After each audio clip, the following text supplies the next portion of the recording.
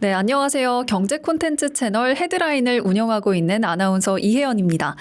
저는 서울경제TV에서 경제, 산업 또 유통 분야를 취재해 왔고요. HD 현대중공업 사내 아나운서로도 활동했습니다. 경제와 산업, 이슈를 매일 전해드렸던 경험을 바탕으로 지금은 헤드라인 채널에서 경제 이슈를 조금 더 쉽고 또 친근하게 풀어드리는 콘텐츠를 만들고 있습니다. 이렇게 부티프를 통해 처음 인사드리게 돼서 정말 영광이고요. 오늘 최대한 편하고 즐겁게 인터뷰에 응해보도록 하겠습니다. 네, 올해 들어 이달 초까지 외국인이 유가증권 시장에서 총 150조 2,600억 원어치를 순매도하면서 반기기 중 사상 최대 규모를 기록했는데요.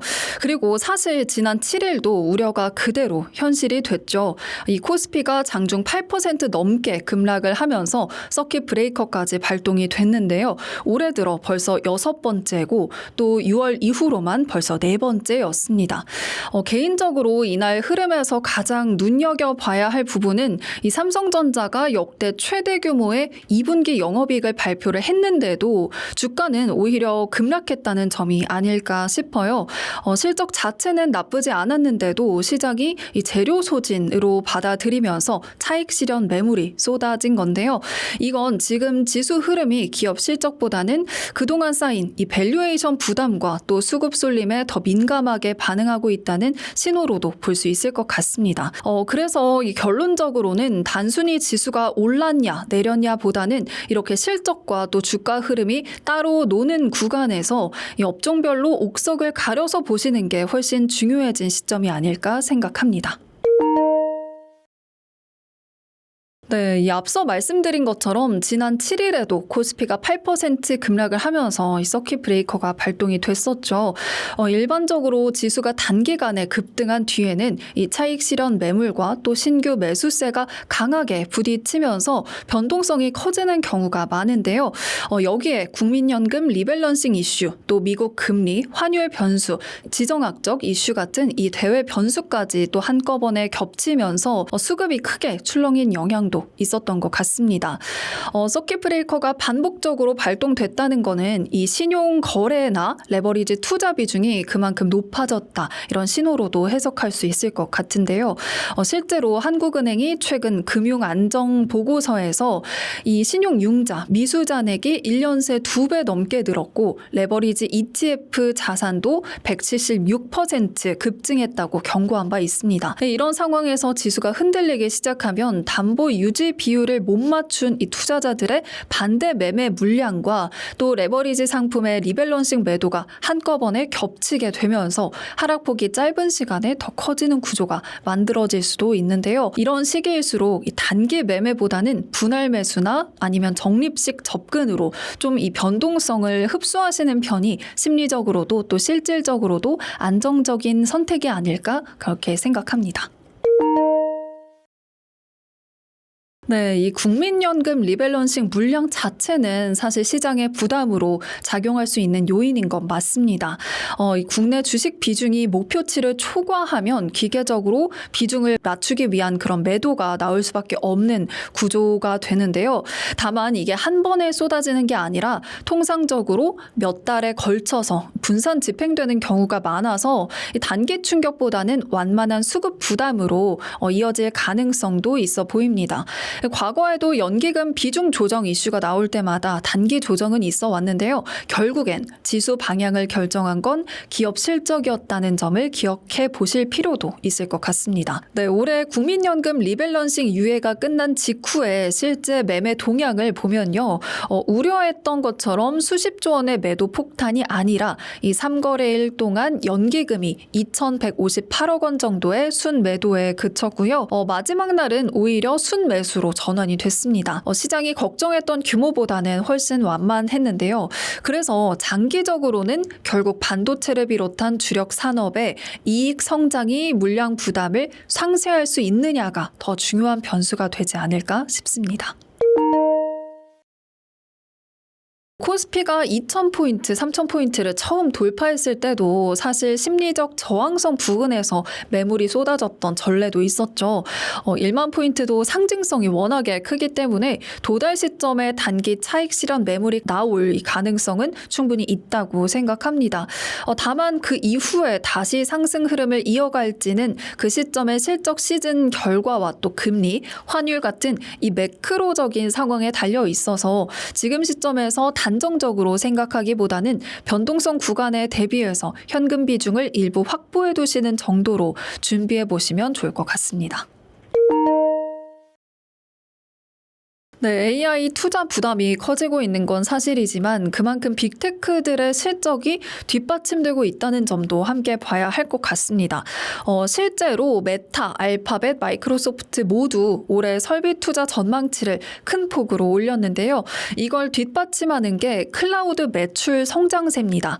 전년 대비 올해 1분기 아마존 웹서비스는 20%대, 마이크로소프트 애저는 30%대, 구글 클라우드는 60%대의 성장세를 이어가고 있는데요. 또한 AI 인프라 수요가 공급을 웃도는 상황이 지속되면서 대규모 설비 투자가 실제 클라우드 매출 증가로 이어지고 있다. 이런 투자 논리를 뒷받침하고 있기도 합니다. 다만 이게 완전히 순탄했던 건 아니고요. 6월에는 이 막대한 지출을 감당할 수 있을지에 대한 우려로 매그니피센트 7을 비롯해서 브로드컴과 오라클 등 AI 관련 대형 기술 기업들의 이 시가총액이 한 달 동안에 약 2조 달러 정도 감소하기도 했습니다.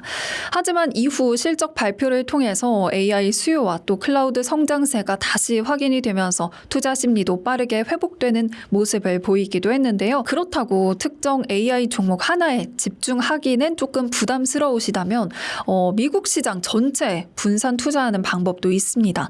예를 들면 코덱스 미국 S&P 500 같이 이 미국 대표 500개 기업에 나눠서 투자하는 지수형 상품으로 코어 자산을 꾸려가 보시는 것도 방법이 될 수 있고요.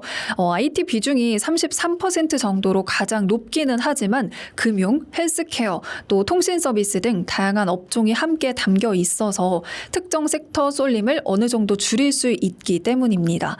총 보수도 연간 0.0062% 수준으로 업계 최저 수준이라서 장기로 가져가시는 분들이 또 비용 부담 없이 접근하기에도 좋을 것 같습니다.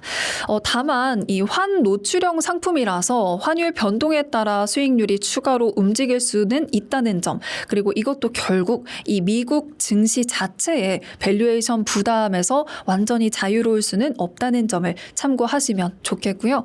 결론적으로 지금 미국 증시는 AI 투자 부담보다는 AI 투자가 실제 또 실적으로 이어질 수 있을지를 확인하는 국면일 것 같습니다.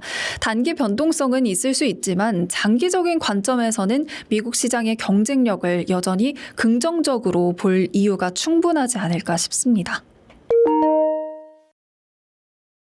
네, 제 개인적인 생각으로는 그럴 가능성은 충분히 있다 이렇게 생각이 듭니다. 과거 하이퍼스케일러들은 막대한 잉여 현금 흐름을 바탕으로 자사주를 매입을 하면서 주주 환원을 좀 확대해 왔는데요. 하지만 AI 시대에는 그 현금이 데이터 센터 또 GPU 같은 인프라 투자로 상당 부분 이동하고 있습니다. 따라서 과거처럼 자사주 매입만으로 주가를 끌어올리는 그런 구조는 좀 다소 약해질 수 있습니다. 반면 반도체 기업들은 이런 투자에 또 직접적인 수혜를 받게 되겠죠.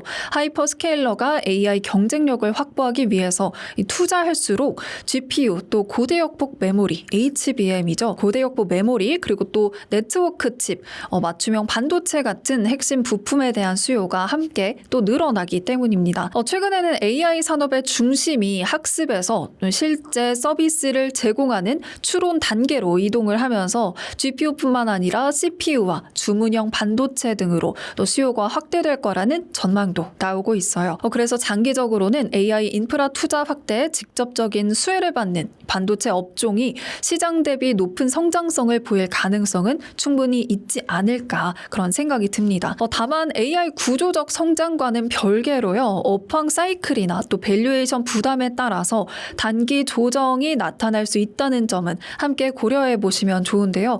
만약에 미국 AI AI 반도체 산업에 분산 투자하고 싶다 하신다면 코덱스 미국 AI 반도체 탑3 플러스 같은 이런 ETF도 또 하나의 선택지가 될 수 있습니다. 엔비디아와 브로드컴 등 상위 기업의 약 60% 넘게 집중 투자하면서도요. 밸류체인 내 다른 기업을 또 함께 담는 구조라서 개별 종목 하나에 쏠리는 그런 리스크를 조금은 줄일 수 있는 방식이라고 보시면 좋을 것 같습니다. 다만 이 반도체 업황은 사실 사이클이 있는 그런 산업이고 최근 급격하게 또 오른 만큼 단기 조정 가능성도 늘 염두에 두시는 게 좋겠습니다. 네, 이게 아직은 또 검토 단계인 만큼 실제로 수주로 이어질지는 조금 더 지켜봐야 할 텐데요. 다만 글로벌 빅테크들이 자체 AI 칩 개발에 또 적극적으로 나서고 있다는 그런 흐름 자체는 삼성전자 같은 파운드리 업체에는 또 긍정적인 신호라고 볼 수 있습니다. 엔비디아 GPU에 대한 이 의존도를 낮추려는 움직임이 이어질수록 AI 칩 생산에 맞는 파운드리의 역할도 함께 커질 가능성이 있기 때문입니다. 이런 흐름에 투자하고 싶지만 개별 종목의 변동성이 좀 부담이 된다면 ETF로 활용하는 것도 당연히 하나의 방법이 되겠죠. 코덱스 AI 반도체 탑2 플러스는 삼성전자와 SK 하이닉스 비중을 합쳐서 약 50% 정도로 가져가고요. 나머지는 소재, 또 부품 장비, 소부장이라고 하죠. 이런 기업까지 함께 담아서 국내 AI 반도체 생태계 전반에 또 투자할 수 있는 그런 상품입니다.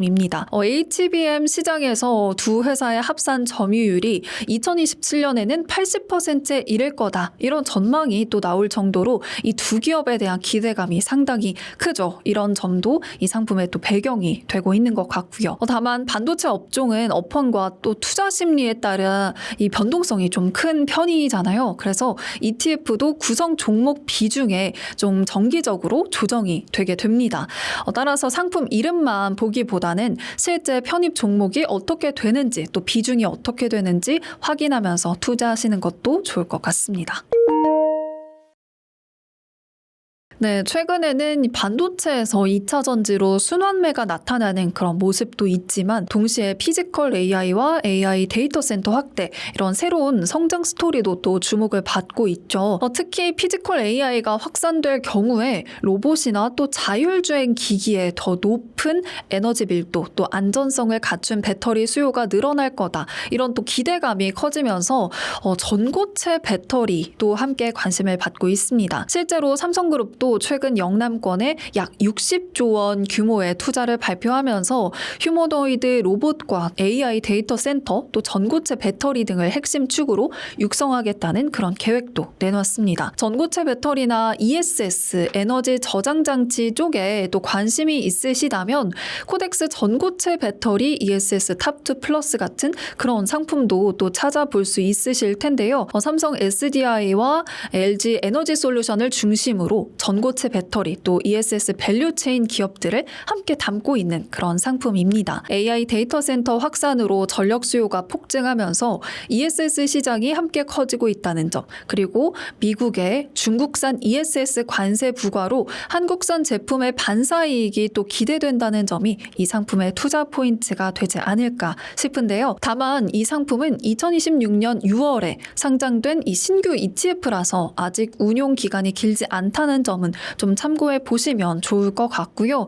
전고체 배터리는 아직 본격적인 상용화까지 시간이 좀 필요한 그런 기술입니다. 따라서 기대감이 좀 선 반영됐을 가능성도 함께 좀 살펴보시면 좋을 것 같고 실제 상용화 속도에 따라서 변동성이 커질 수 있다는 점은 함께 고려해 보시면 좋겠습니다. 네, 스페이스X의 나스닥 100 편입이 현지 시간으로 지난 한 7일 이뤄졌죠. 단기적으로는 상당히 의미 있는 이벤트였던 것 같은데요. 실제로 지수를 추종하는 이 패시브 자금은 편입 효력이 발생하기 직전 이 리밸런싱 과정에서 스페이스X를 편입을 하면서 수급 측면에 긍정적인 효과가 기대되기도 했습니다. 다만 이런 이벤트는 사실상 일회성인 만큼 이후에는 결국 우주산업 전반의 성장성 또 기업들의 실적이 더 중요해질 것으로 보입니다. 우주산업에 장기적으로 투자하고 싶은 분들이라면 아마 이 상품도 눈여겨보셨을 것 같은데요.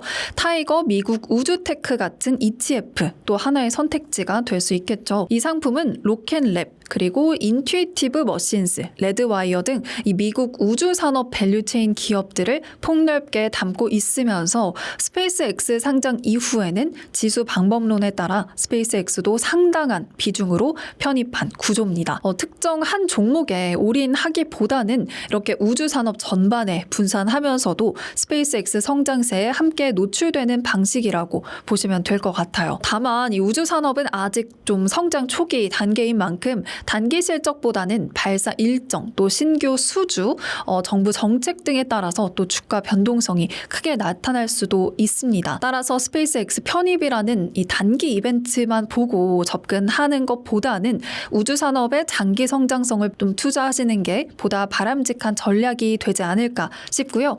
우주 섹터 자체가 아직 실적보다는 기대감으로 움직이는 성격이 크다는 점, 그리고 자금 쏠림에 따른 이 개별 종목 변동성이 클 수도 있다는 점은 꼭 유의하셔서 해보시면 좋을 것 같습니다. 네, 최근 소비자 물가 상승률이 3%대로 올라오면서 한국은행의 물가 목표치를 상당폭 웃돌고 있습니다. 국제 유가 상승과 또 환율 상승까지 이 악재가 겹치면서 물가 압력이 쉽게 가라앉지 않는 상황인 건 맞는데요. 금리가 인상이 되면 사실 가장 먼저 체감하는 변화는 대출 이자 부담입니다.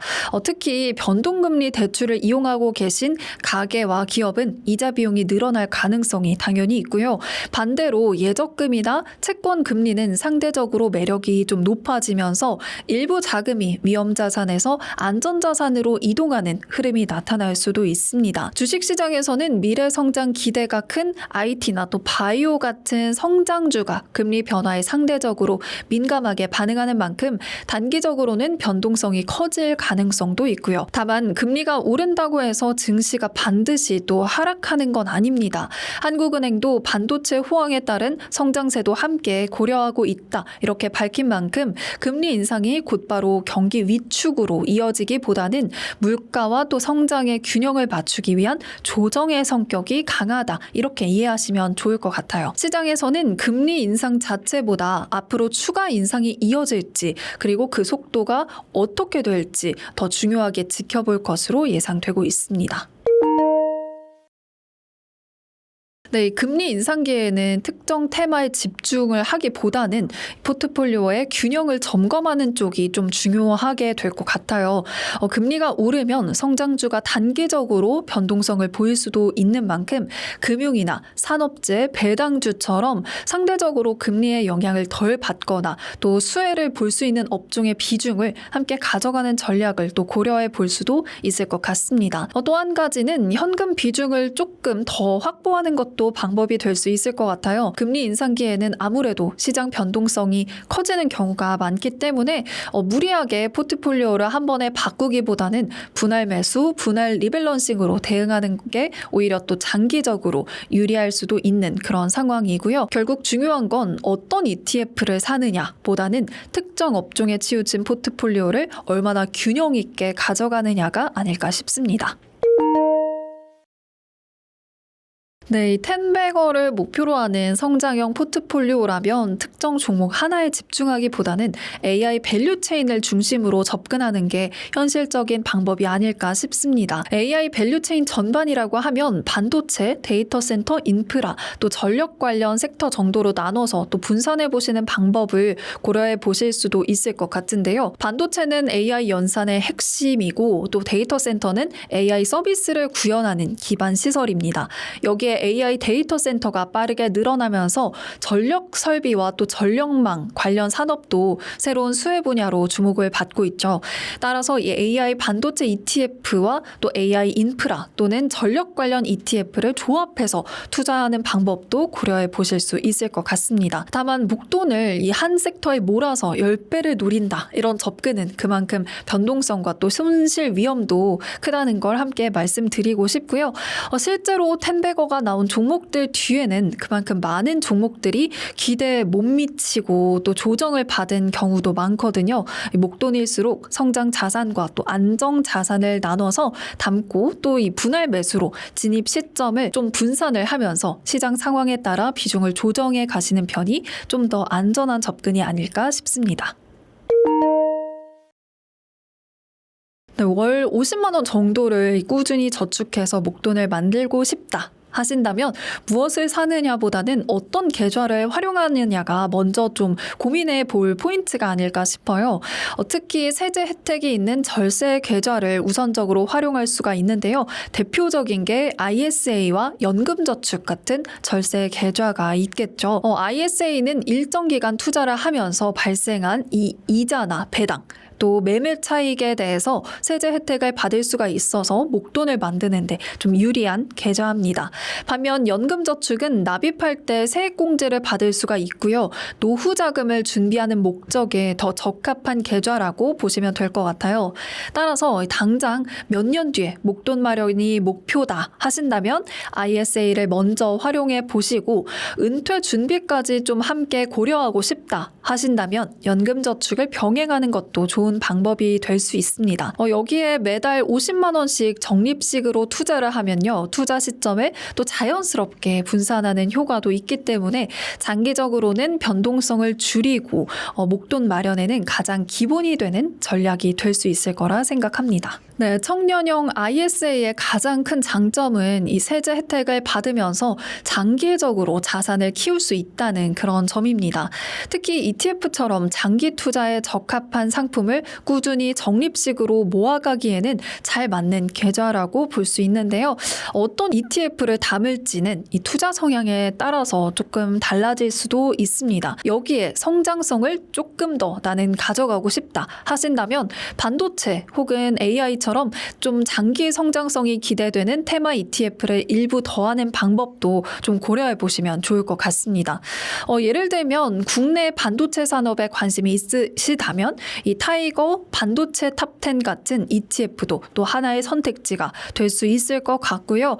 삼성전자와 SK 하이닉스 등 시가총액 상위 2개 종목에 각각 25%씩 그리고 나머지 8개 종목에 남은 비중을 나누는 또 그런 구조로 이루어져 있어서 개별 종목보다는 변동성을 조금 더 낮출 수 있는 그런 구조입니다. 순자산이 약 13조 원 정도일 정도로 이 자금이 꾸준히 유입되고 있는 상품이기도 합니다. 다만 청년형 ISA는 단기 매매보다는 장기 투자에 좀 강점이 있는 계좌인 만큼 시장 상황에 따라 한 번에 투자하기보다는 매월 일정 금액을 적립식으로 좀 이렇게 투자하면서 장기적으로 복리 효과를 기대하는 전략이 더 적합할 수도 있겠다는 말씀 드리고 싶습니다. 개별 섹터가 부담스러우신 분들은 타이거 200 ETF도 고려해 보시면 좋을 것 같습니다. 노후에는 자산을 크게 불리는 것만큼이나 매달 꾸준히 이 현금 흐름을 만드는 게 중요할 텐데요. 그래서 최근에는 배당주에 투자를 하면서 월 단위로 분배금을 받을 수 있는 ETF에 대한 관심이 많이 높아지고 있는 상황입니다. 예를 들어 타이거 배당 커버드콜 액티브 같은 ETF는요. 배당 성장성이 있는 국내 기업에 투자하면서 또 커버드콜 전략을 함께 활용해서 매월 분배금을 지급하는 그런 구조고요. 단순히 배당만 받는 게 아니라 옵션 프리미엄을 활용해서 추가적인 현금 흐름을 만드는 게 특징이고 운용 성과가 좋을 경우에는 특별 분배금을 지급한 사례도 있습니다. 성과 기반으로 특별 분배를 지급하는 몇 안 되는 그런 국내 주식형 액티브 커버드콜 상품이라는 점도 특징이고요.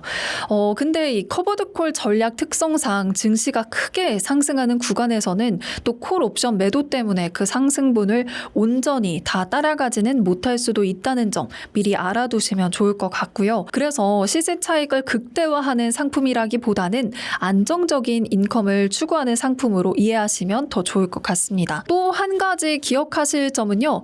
월 200만 원의 생활비를 ETF 하나만으로 해결하려고 하기보다는 국민연금이나 또 퇴직연금 등 다른 연금 자산과 또 함께 현금 흐름을 설계하는 게 또 현실적인 접근법이 될 수도 있겠고요. ETF는 그 현금 흐름을 좀 보완하는 역할로 활용하는 게 장기적으로는 더 안정적인 노후 준비 방법이 될 수 있지 않을까 그렇게 생각합니다. 네, 변동성이 큰 장세에서는 단순히 주가 상승만 기다리기보다는 배당이나 또 옵션 프리미엄을 통해서 꾸준한 현금 흐름을 확보하려는 그 수요가 늘어나면서 또 커버드콜 ETF에 대한 그런 관심도 함께 높아지는 것 같습니다. 국내 반도체 산업의 성장성과 또 인컴을 함께 가져가고 싶으시다면 이 타이거 반도체 탑10 커버드콜 액티브 같은 상품 또 참고해 보시면 좋을 것 같습니다. 삼성전자와 SK 하이닉스 등 국내 대표 반도체 기업에 투자하면서 또 콜옵션 매도를 통해 옵션 프리미엄을 확보해 또 분배 재원을 마련하는 그런 구조로 이루어져 있습니다. 단순히 반도체에 투자하는 것보다 주가 상승 또 일정 수준의 현금 흐름을 함께 추구하는 그런 전략이라고 이해하시면 좋을 것 같아요. 국내 주식과 또 파생 상품의 60% 이상을 투자하면서 비교 지수 대비 초과 성과를 목표로 하는 그런 액티브 ETF입니다. 다만 커버드콜 이 전략은 좀 구조적으로 주가가 크게 오르는 구간에서는 상승분의 일부를 좀 포기하는 대신 횡보하거나 완만하게 상승하는 그런 시장에서는 상대적으로 강점을 보일 수 있습니다. 특히 반도체처럼 변동성이 큰 업종은 업황에 따라서 주가 등락폭이 좀 큰 만큼 반도체의 성장성에 인컴을 더하는 상품 이렇게 접근하는 게 적절할 것 같습니다.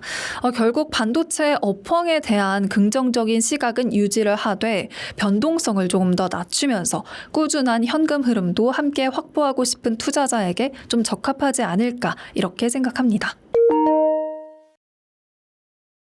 네, 오늘 여러 ETF들을 말씀드렸는데요. 결국 어떤 상품이든 또 본인의 투자 목적과 기간 그리고 감내할 수 있는 리스크 수준에 맞춰서 선택하시는 게 가장 중요한 부분일 것 같습니다. 실제 투자 결정은 충분히 공부하시고 또 신중하게 판단하시면 좋을 것 같고요. 저도 앞으로 경제 소식 또 투자 정보를 조금 더 쉽고 정확하게 전해드릴 수 있도록 계속 노력하겠습니다.